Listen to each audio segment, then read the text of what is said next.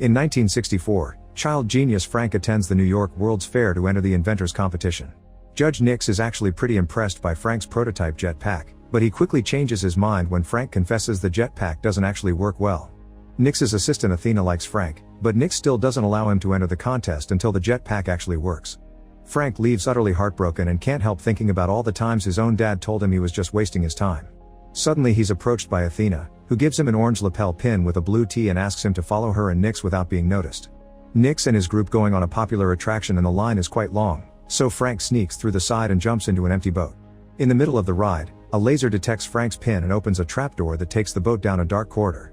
A futuristic-looking wagon appears and Frank is happy to enter it, but as soon as he steps in, metal blinds block all doors and windows, and the wagon begins shaking like crazy. Frank falls to the floor and doesn't get to stand up until the wagon stops.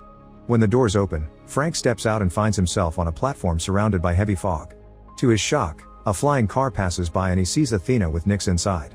Frank tries to go after them, but giant robots appear in front of him and try to stop him. The kid runs around the platform trying to dodge the robotic arms and accidentally falls on the platform below, causing his jetpack to break. A friendly robot appears and grabs the jetpack to fix it before giving it back to Frank. At that moment, a group of guards arrive to capture Frank, so he steps back and falls once again. This time though he has his jetpack with him, thus he puts it on and activates it, finally getting to fly with it thanks to the robot's repairs. Frank flies through the fog and discovers he's in Tomorrowland, a futuristic city filled with only the brightest minds. When he sees Athena, Frank lands next to her, and takes the chance to show Nix that he's fixed the jetpack. Nix ignores him, but Athena takes Frank's hand to show him what his life will be like from now on. Years later in 2015, teenage girl Casey sneaks into NASA launch site in Florida to sabotage all the machinery that will be used for the demolition because she doesn't want her dad, who works as a NASA engineer, to lose his job. Athena is watching it all from the shadows, and after Casey returns home, Athena uses a small scanner to get Casey's DNA from her bike helmet and codes it into her last Tomorrowland pin. The next morning, Casey's dad Eddie gets a call from work explaining the situation. Casey thinks she's saved his job, but Eddie reveals they'll bring replacement cranes, so Casey really needs to stop trying. However, Casey reminds him keeping up hope is more important. In the evening, Casey tries to sabotage the demolition again, but this time the police are waiting for her and she gets arrested. Some hours later, someone pays the bail, and Casey picks up her belongings to return home. Among all the things she finds the pin, and when she touches it, she suddenly sees a vision of a different place. The pin falls, and when Casey touches it again, the same thing happens. The next time, Casey grabs the pin properly and finds herself looking at a huge city in the distance, but when she tries to walk to it, the pin falls and she is in jail again because walking made her bump against things and people in the room. To avoid more trouble, Casey picks up the pin using gum wrapper. At that moment, Eddie shows up to pick Casey up after paying the bail. On their way home, he scolds Casey for her actions, so she makes him touch the pin, promising it'll explain everything. However, when Eddie touches the pin, nothing happens. Confused, Casey touches the pin herself and appears in the other world, coming to the conclusion this only works for her. Eddie gets tired of Casey rambling about the pin and takes it away from her. When they get home, Casey waits for Eddie to fall asleep to steal the pin from his night table. As soon as she touches it, she appears in the other world, and walking toward the city makes her bump against the walls of her house and even fall down the stairs. The noise wakes Eddie up, causing Casey to hide and decide to do this somewhere else. Casey goes to the middle of a huge field and touches the pin, allowing her to finally appear in Tomorrowland. While taking the train to go further into the city, she discovers the pin has a timer that is going down and that nobody can see her. Casey leaves the train at the next stop and she sees some important scientists entering a different kind of wagon. She tries to follow them, but suddenly water appears around her because the pin timer is about to reach zero. Casey tries to ignore it and pushes through the water, but soon Tomorrowland disappears and Casey finds herself in a swamp. As soon as she returns home, Casey wakes her brother Nate up and asks him for the password to their dad's computer. The siblings search for the pin online and find an ad from a store that will buy these pins from anyone. Casey writes down the shop address and asks Nate to tell their father she's going camping with some friends. In the morning, Athena shows up at the house, so Nate gives her the camping excuse. Athena can tell he's lying and pressures him until he finally confesses. Meanwhile, Casey makes it to the shop from the ad. The eccentric clerks are clearly interested in it and confirm that what Casey saw was real. Tomorrowland is a place where all the brightest minds gather to create freely without the chains of government and greed, and the only way to access the city is through the pin. The clerks want to buy the pin and to know where Casey got it, but when Casey refuses to cooperate, they press a button to lock the door and reveal a pair of futuristic weapons that can shoot plasma. Casey tries to hide among the merchandise, but the clerks find her anyway and demand information on some girl. Suddenly, a grenade breaks through the window and freezes the clerks inside a force field. An armed Athena enters the shop too and explains it's a time bomb that won't last long, then helps Casey get her hand out of the field. Unfortunately, this causes the bomb to shut off and the clerks are free again, so they counterattack. Athena fights them hand to hand with the help of Casey throwing merchandise at them, and when Athena removes one of their heads, Casey is shocked to discover both clerks were animatronics. After announcing the animatronics are about to self-destruct, Athena drags Casey out of the shop just in time to avoid the explosion. Then Athena breaks a car window to open it and pushes Casey inside before using a special tool to make the car start as she explains they need to escape before they find them. On the road, Casey begins asking questions, and Athena tells her she was the one that gave her the pin. Before she can say more, she suddenly begins malfunctioning, and Casey watches in horror how Athena fixes herself because she's an animatronic as well. Scared, Casey jumps out of the car and Athena tries to follow her, but as soon as she steps on the road, a truck hits her. The driver immediately comes to check on her, and Casey takes the chance to steal the truck to escape. However, Athena is just fine and immediately runs after the truck, jumping through the window to steal the keys and lock the door. Casey begins yelling, and Athena finally manages to shut her up by conforming Casey as her last pin, and they need to quickly go to Tomorrowland because they built something they shouldn't have. Meanwhile, the cops arrive at the exploded store and discover a burned robot head.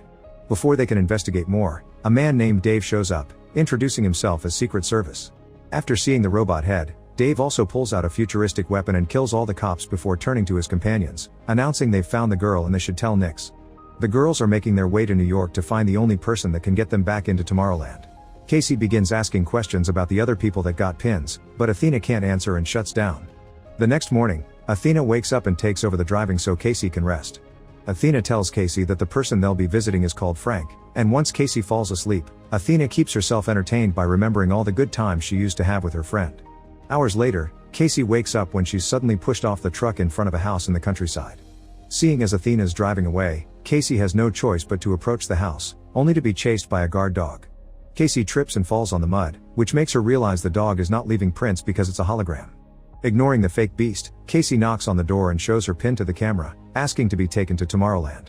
A sudden burst of air pushes Casey back and an older Frank comes out of the house, demanding to know where Athena is. Hearing she's gone angers Frank and he tells Casey to leave because Tomorrowland is nothing but a manipulative lie. Then Frank returns to his house and locks the door. Casey refuses to leave and waits outside even while it rains. Eventually, she gets tired and looks around to make a plan. By starting a fire on the plowing truck, Casey gets Frank to leave the house, and while he's too busy putting the flames out, Casey runs inside and locks the door. When Frank tries to enter again, Casey just pushes him back with the same burst of air. Casey begins looking around the house, finding all sorts of crazy inventions.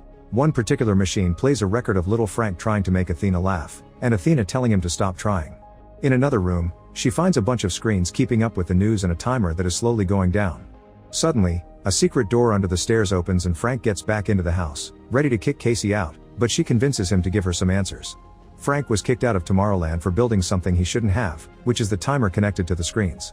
He wonders if Casey would want to know the date of her death and she says yes, but accepting her death may actually cause it, so she wouldn't believe it because they need to be able to make their own destiny. This statement causes the percentage on the screen to fall, which greatly impresses Frank. Their conversation is suddenly interrupted by the arrival of Dave and his agents, who are actually robots looking for Casey. Frank immediately activates all the metal blinds, and when one robot uses her strength to get inside anyway, Frank uses a tool to electrocute her. Another robot is destroyed by an electrical trap on the wall, and Frank gets rid of two more by making them fall through a secret trapdoor. Then Frank and Casey run to the living room, where one more robot is waiting. Frank fights it hand to hand, and Casey helps him win by grabbing a special portal machine and sticking the robot inside. The duo makes their way upstairs, where more robots fall into the different traps around the house, until Dave catches up to them and holds Frank at gunpoint. Luckily, Casey finds a bat and uses it to beat Dave to a pulp. Frank then drags Casey into the bathroom and they jump into the tub, which Frank activates to transform it into a capsule. One more robot comes after them and tries to grab the tub, but at that moment Frank launches it, causing the capsule to fly out and land on the lake. Frank and Casey swim out and enter the woods, where Frank has hidden a bike that won't start.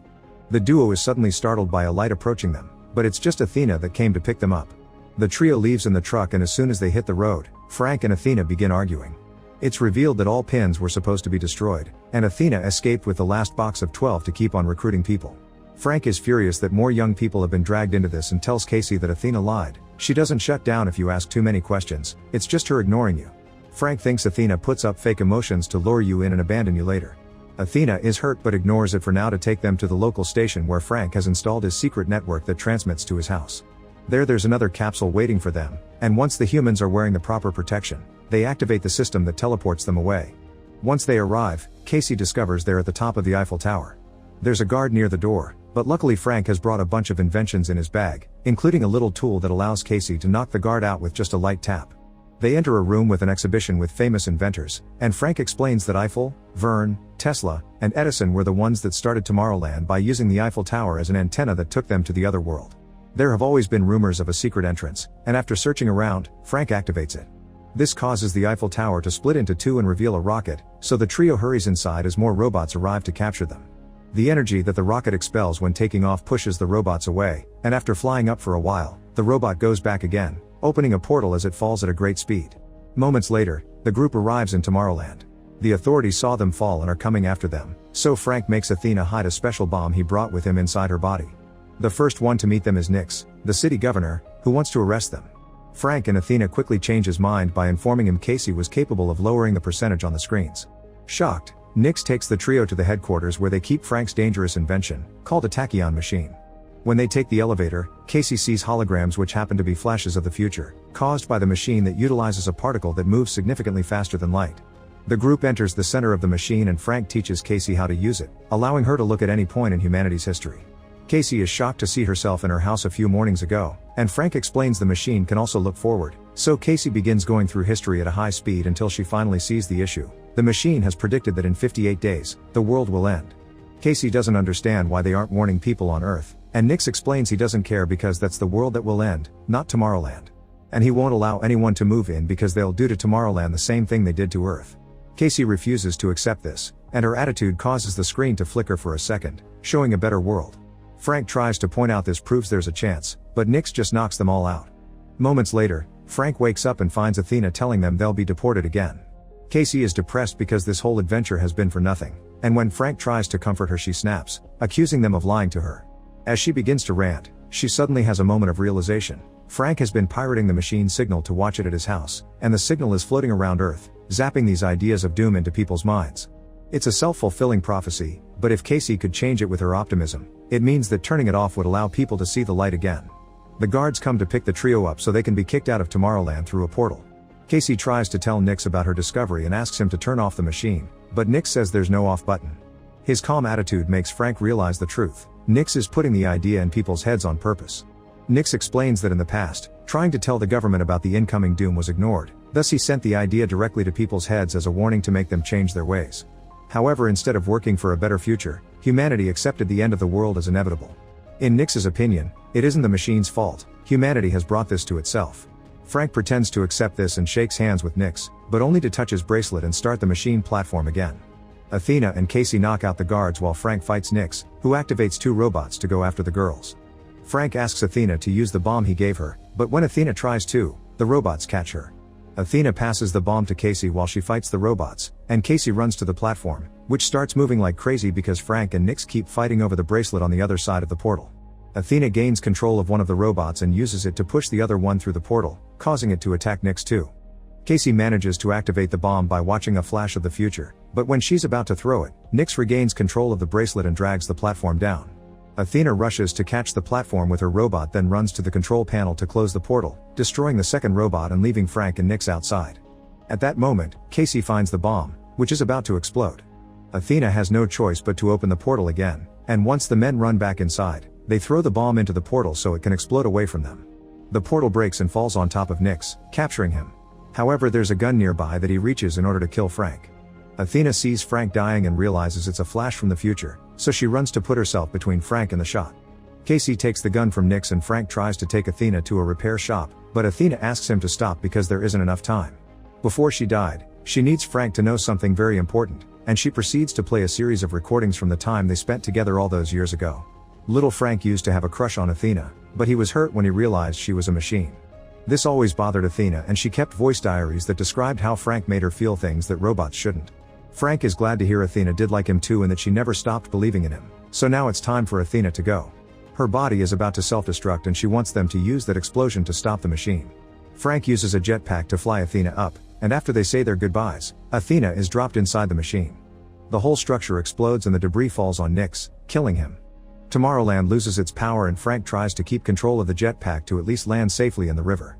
Casey rushes to check on him, and as they begin talking about what to do next, a bunch of flashes from the future gives them an idea.